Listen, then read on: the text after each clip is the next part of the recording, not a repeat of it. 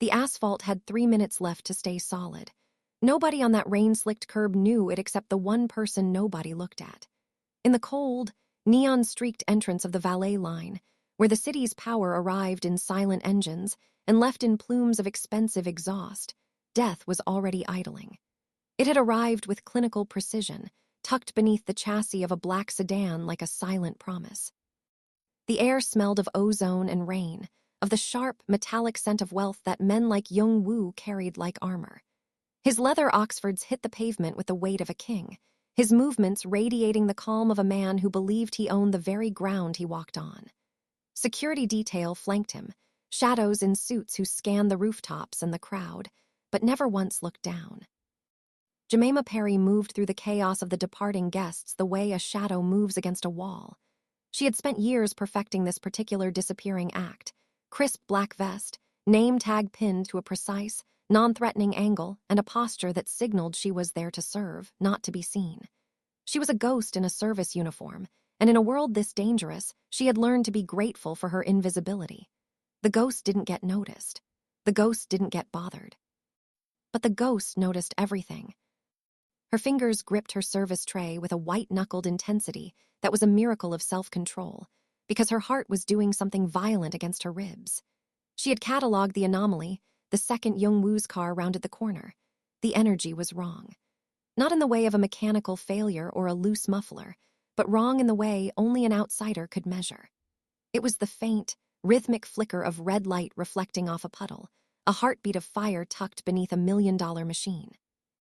The air was a sudden vacuum, the sound of the city's rain-slicked traffic fading into a dull roar in Jamaima's ears. 3 seconds.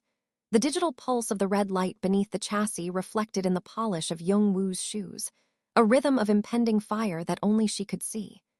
Jung Wu's hand, encased in a tailored cuff, reached for the door handle with the casual arrogance of a man who assumed the world would always obey him. "Mr. Jung, don't touch that door." The scream didn't sound like her own. It was raw, a jagged edge of survival tearing through the practiced silence of her 2-year disappearing act. Jamaima didn't think about the protocol, the taboo of touching a man of his stature, or the guns she knew were holstered beneath the jackets of his security detail. She only felt the desperate, lung-burning friction of her flats against the wet asphalt as she launched herself forward. She collided with him, just as his fingers brushed the cold metal of the handle. The impact was a shock of expensive wool and hard muscle.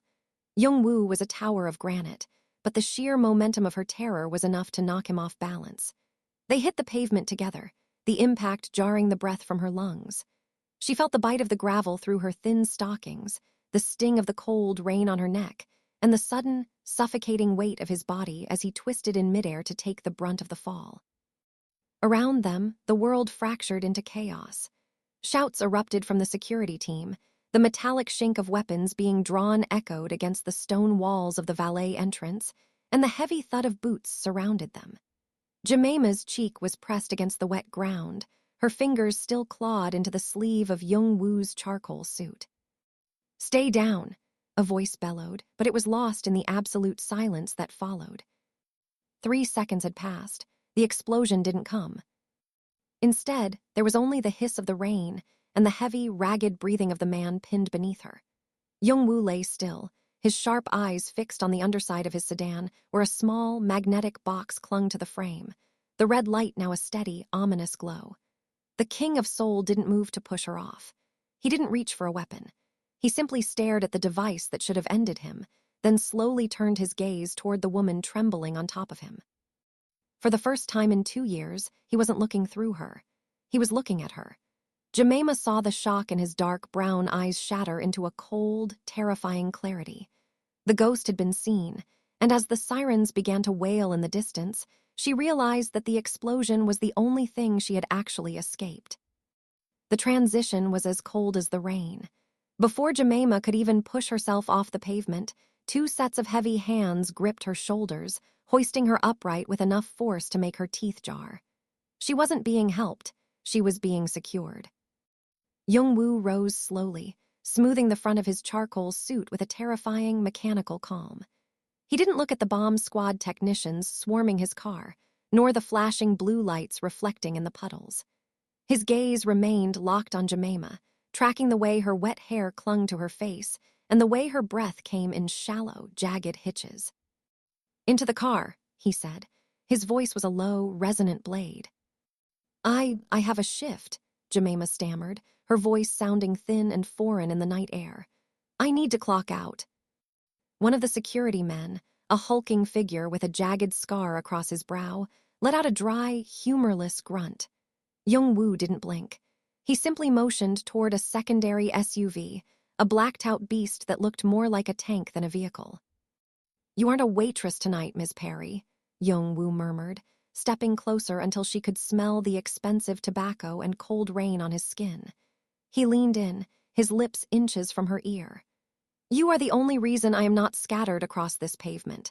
That makes you my guest, and in my world, guests do not leave until I am finished with them." He didn't wait for her consent. He turned and climbed into the back of the SUV, leaving the door open in a silent, heavy invitation that felt more like a threat. The security team didn't budge, forming a wall of muscle that funneled her toward the dark interior. Jamaima climbed in. The door shut with a heavy, pressurized thud that cut off the sounds of the city entirely. Inside, the air was thick with the scent of leather and filtered oxygen. Jung Wu sat in the far corner, his long legs crossed, his silhouette framed by the dim glow of the city lights passing outside the tinted windows. For 10 minutes, the only sound was the low hum of the tires against the road. Jamaima sat on the edge of the plush seat, her damp uniform sticking to her skin, her hands buried in her lap to hide their shaking. She watched the speedometer climb. They weren't going toward the employee housing or the police station. They were headed toward the hills of Pyeongchangdong, where the houses were fortresses and the law was a suggestion.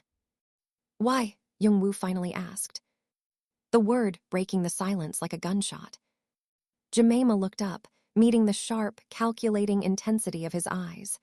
"Because it was a bomb, Mr. Jung. I couldn't just watch." "Everyone else did," he countered, his voice devoid of warmth. "My men, my drivers, the elite of this city, they all watched me walk toward that door. You are the only one who moved. I want to know if you were saving me or if you were simply protecting your investment." The ghost felt a flicker of heat beneath her fear. "I don't have investments. I have a rent payment and a family back home. I saved a man, not a boss." Jung Wu leaned forward, the light of a passing street lamp illuminating the sharp, dangerous angles of his face. A slow, predatory curiosity crept into his expression. "We shall see, Jamaima Perry. We shall see." The gates of the Wu estate didn't just open.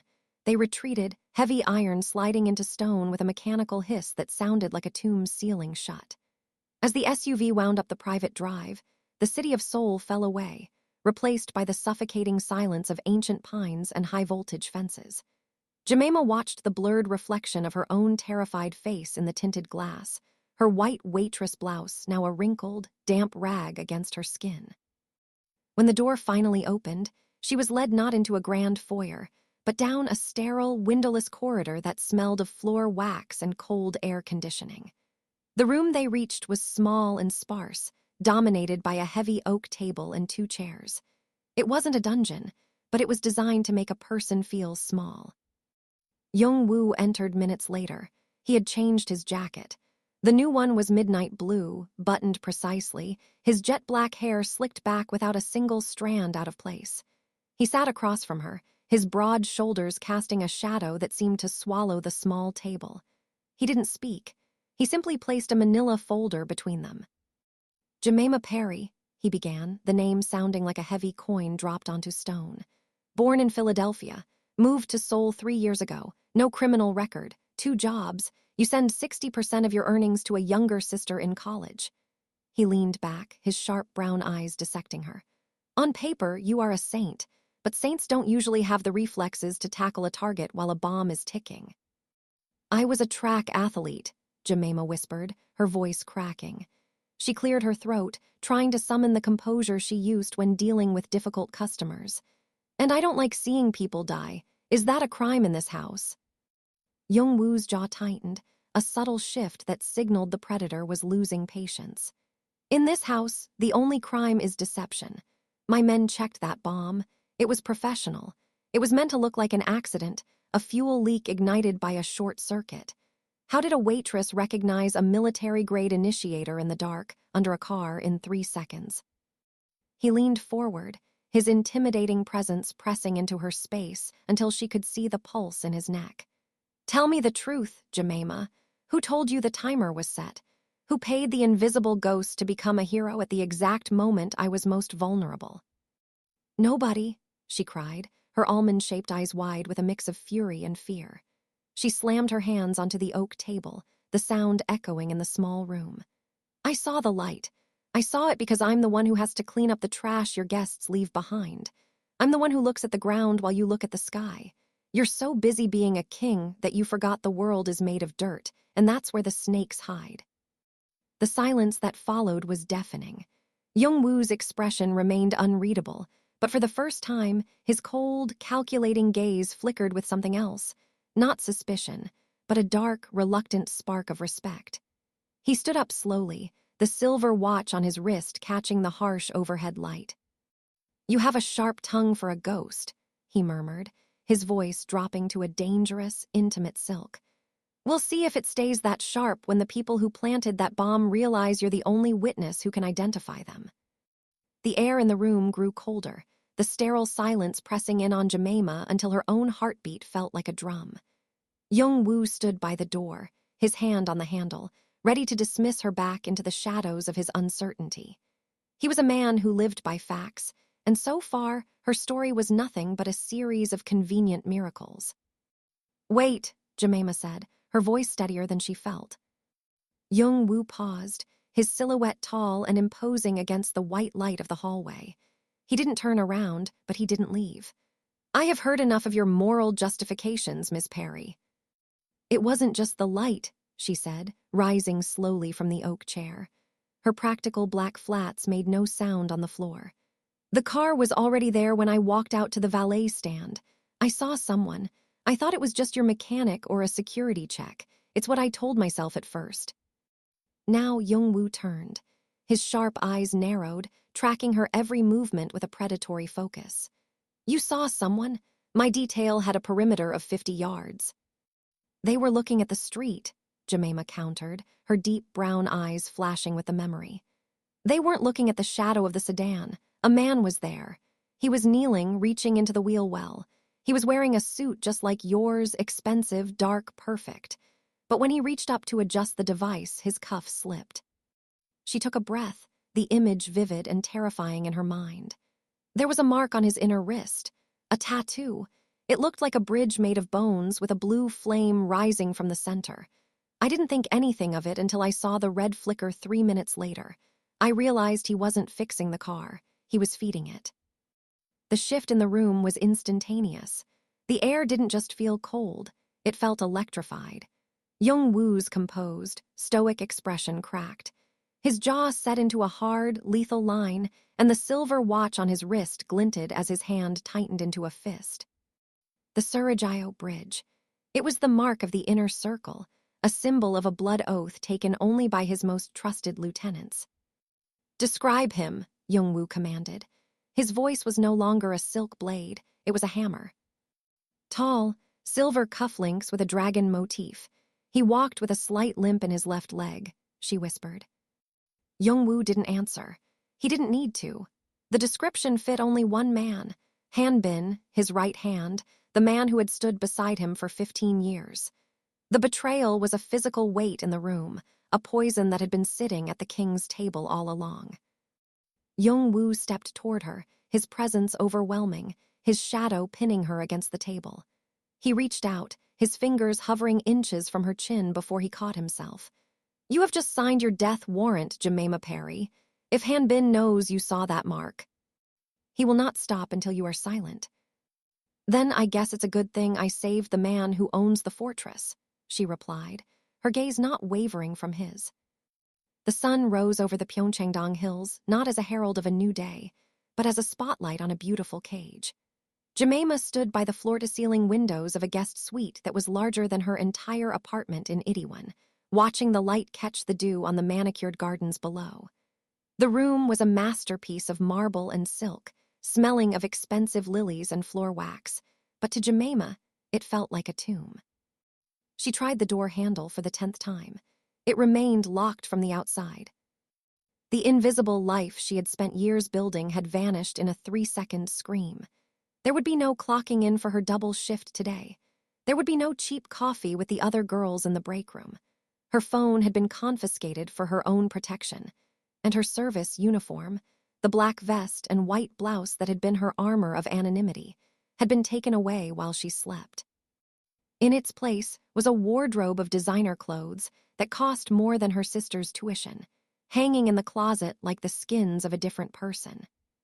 A soft chime echoed through the room as the lock finally clicked.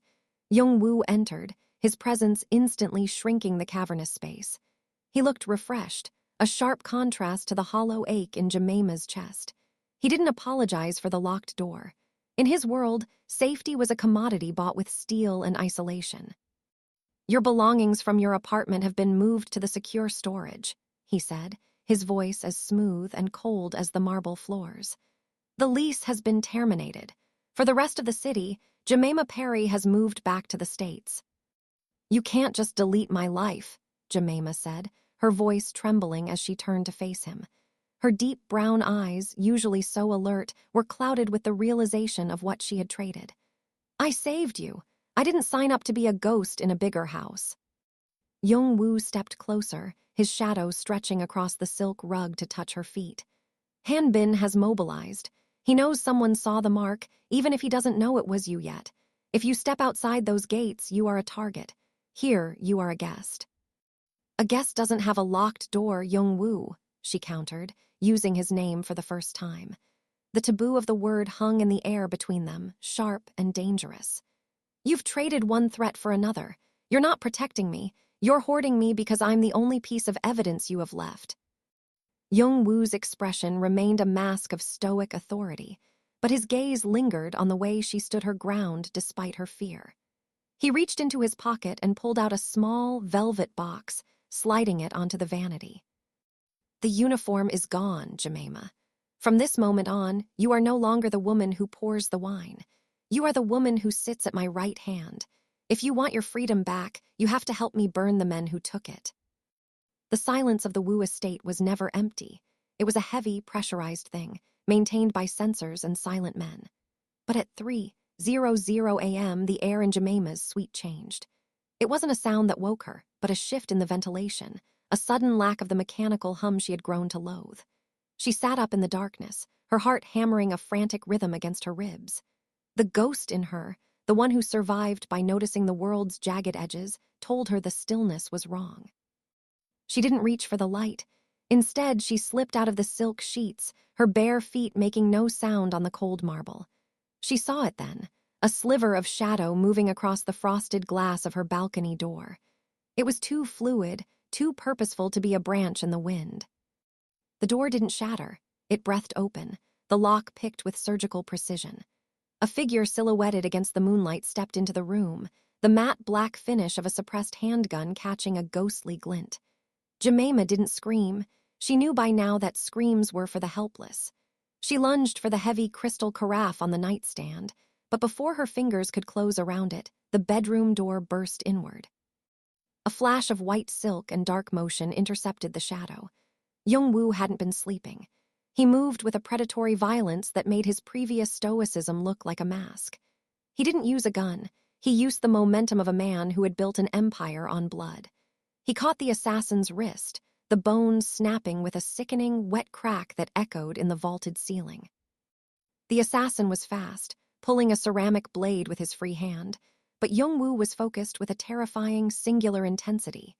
He stepped into the killer's guard, his elbow connecting with the man's temple in a blow meant to end the fight instantly. As the figure slumped, Jung Wu didn't check for a pulse. He spun, his eyes wild and dark, scanning the room until they landed on Jamaima huddled by the bed. He crossed the space in 2 strides, his hands, warm and trembling with adrenaline, grabbing her shoulders. He checked her face, her neck, her hands, his touch possessive and frantic. "Are you hurt?" he demanded, his voice a jagged rasp. I'm fine, she whispered, her voice shaking. How did they get in? Hanbin is desperate, Jung Wu murmured, his thumb brushing a stray lock of hair from her forehead.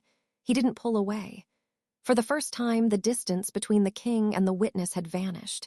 He looked at her not as a piece of evidence or a lucky charm, but as something he couldn't bear to see broken. He knows you are my eyes. He thinks that by blinding me, he can win. Jung Wu pulled her against him, his chest a solid, vibrating wall of heat. He's wrong. He just gave me a reason to burn everything faster. The transformation was not merely about the clothes, but the armor they provided. Jamaima stood before the floor-to-ceiling mirror, barely recognizing the woman staring back. The silk dress was the color of a midnight eclipse, clinging to her athletic frame like a second skin, the deep hue making her rich brown skin glow under the vanity lights. Her hair, once pulled into a functional, invisible bun, now cascaded in elegant waves that framed her sharp, alert features. She looked like power. She felt like a target.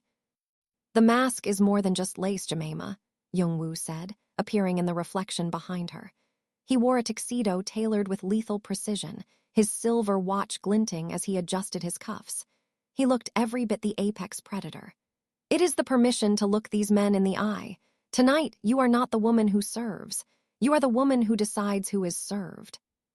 He handed her a delicate, laser-cut black mask. As she tied it, the weight of the mission settled over her. They weren't going to the Grand Hyatt for a celebration. They were going for an execution of a different kind. The ballroom was a sea of shimmering gold and hushed betrayals. The air was thick with the scent of expensive lilies and the underlying ozone of hidden tension. As they descended the grand staircase, the room went silent for a heartbeat. Jung Wu didn't guide her with a gentle hand. His grip on her arm was a claim, a signal to every shark in the room that the ghost had become a queen. Stay close, he whispered, his breath warm against her ear. Hanbin is here. He spent the last hour convincing the board that I've grown weak, that I've hidden away out of fear. Let him think it, Jamaima murmured, her eyes scanning the room with the forensic precision of a waitress who knew exactly which table was about to boil over. A man who thinks he's won is a man who stops looking at the ground. They moved through the crowd, a choreographed dance of polite nods and cold smiles. Jamaima felt the weight of Hanbin's gaze before she saw him. He was standing near the champagne fountain, his left leg favoring his weight just as she remembered. He was laughing, a glass of vintage crystal in his hand, his silver dragon cufflinks catching the light. When their eyes met, Hanbin's laughter didn't falter, but his grip on the glass tightened. He didn't recognize her face, but he recognized the way she watched him, not with the practiced deference of a servant, but with the cold, unwavering judgment of a witness. Mr. Hanbin, Jung Wu said as they reached him, his voice a low, terrifying silk. I'd like you to meet my new associate. She has a remarkable eye for detail. Jamaima stepped forward, the silk of her dress whispering against the marble. She reached out her hand, forcing Hanbin to take it. As he bowed his head in a mock show of respect, his cuff slid back. There it was, the Surajayo Bridge, the bone and flame, etched into the skin of a traitor. A pleasure, Hanbin murmured, his voice oily. And where did Jung Wu find such a rare jewel? In the place where everyone else was looking away, Jamaima replied, her voice steady and lethal. The air in the industrial district was thick with the scent of rusted iron and stagnant river water. Hanbin had fled the gala like a wounded animal, retreating to a sprawling warehouse complex on the edge of the Han River, a labyrinth of corrugated steel and shadow where he had cached his remaining loyalists. Outside, Jung Wu's tactical team was stalled. The main entrance was a kill zone of heavy machinery and sniper nests. He expects a frontal assault, Jung Wu muttered, his fingers tightening around the grip of his weapon, his jaw a hard line of frustration. He built a fortress out of scrap metal. Jamaima stepped forward, the silk of her midnight dress now torn at the hem, her designer heels discarded for a pair of heavy boots she'd scavenged from the SUV. She looked at the blueprints on the tactical screen, then at the sprawling, decrepit structure. To the men in suits, this was a battlefield. To her, it was just another building with a service entrance. The laundry and food deliveries for these blocks don't go through the gates, she said, her voice cutting through the tension of the armed men. There's a utility tunnel, an old steam bypass that runs directly under the loading docks. It's narrow, wet, and forgotten. It's how the help gets in when the world wants us to stay invisible. Jung Wu looked at her, the skepticism in his eyes fatting into a dark, burning pride. Show us. The tunnel was a claustrophobic ribcage of sweating pipes and darkness. Jamaima led the way, her athletic frame moving with a fluid, silent grace that mirrored the predator behind her. She knew every hum of the pipes, every vibration that signaled a door opening above. While Han Bin's men watched the cameras and the gates, the ghost and her king rose from the very floorboards of his sanctuary. They emerged in the heart of the warehouse, behind the stacks of crates where Han Bin stood screaming orders into a radio. The betrayal of the silence was absolute. When Jung Wu stepped out of the steam, his silhouette illuminated by the flickering overhead lights, Han Bin's face went a sickly shade of gray. The tunnel, Han Bin stammered, his gaze darting toward the floor. Nobody uses the service routes. That was your first mistake, Jamaima said, stepping out from behind Jung Wu, her eyes cold and unwavering. You forgot to look down. The skirmish was violent and brief. Han Bin's men, caught between the tactical team breaching the front and the shadows at their backs, folded in a chaos of gunfire and crashing metal. Jung Wu moved with a terrifying precision, but he never let Jamaima out of his periphery. As the smoke cleared, Han Bin was pinned against a rusted pylon, the mark of the Surajaya Bridge trembling on his wrist. The traitor was cornered, not by a rival army, but by the one woman he had never bothered to notice. The morning light that filtered through the high windows of the Wu estate was different now. It no longer felt like a spotlight on a cage, but like the dawn of a new architecture. The chaos of the warehouse had been scrubbed from the city's headlines, replaced by the quiet, surgical restructuring of an empire. In the grand study, the scent of gunpowder and river salt had been replaced by the rich aroma of fresh espresso and aged paper. Jamaima stood by the desk, no longer in the torn silk of a masquerade or the white cotton of a servant. She wore a tailored suit of deep charcoal, her posture reflecting a woman who had survived the shadows and found her own light. She looked at the silver name tag sitting on the mahogany desk. It didn't say Waitress. It was blank, a clean slate waiting for a title that had yet to be written. Jung Wu sat across from her, his presence as commanding as ever, yet the coldness in his eyes had been replaced by a weary, profound clarity. He pushed a set of documents toward her, not a non-disclosure agreement or a plane ticket back to Philadelphia, but a contract of partnership. The world sees a king and his fortress, Jung Wu said, his voice a low vibration that seemed to anchor the room. They see the walls, the guards, and the wealth, but Han Bin proved that a fortress is only as strong as the eyes that watch its foundations. I spent 15 years looking at the horizon, Jamaima. I never looked at the ground. He stood up, walking around the desk until he was inches from her. He didn't reach for her with the possessive grip of a captor, but with the steady hand of a man offering a pact. I don't need another soldier. I don't need another shadow. I need the person who sees the flicker of a red light in a rainstorm. I need the partner who knows that the most dangerous things in this world are the things everyone else chooses to ignore. Jamaima looked at the hand he offered, then up at the man who had been her target, her captor, and finally, her equal. She realized that her invisibility had been a choice born of fear, but her vision was a gift born of strength. She wasn't going back to the apron, but she wasn't going to be a trophy in a gilded hall either. If I stay, she said, her voice resonant and sure, I don't stay in the background, I stay at the table, and I'm the one who decides when the tea is poisoned. A rare, genuine smile ghosted across Jung Wu's lips, a look of absolute, lethal pride. That is exactly why I'm asking. Jamaima reached out and took his hand, her grip firm. The ghost was gone. In her place stood the only person in Seoul who knew exactly where the snakes were hiding, and for the first time in her life, she wasn't running from the explosion. She was the one holding the fuse.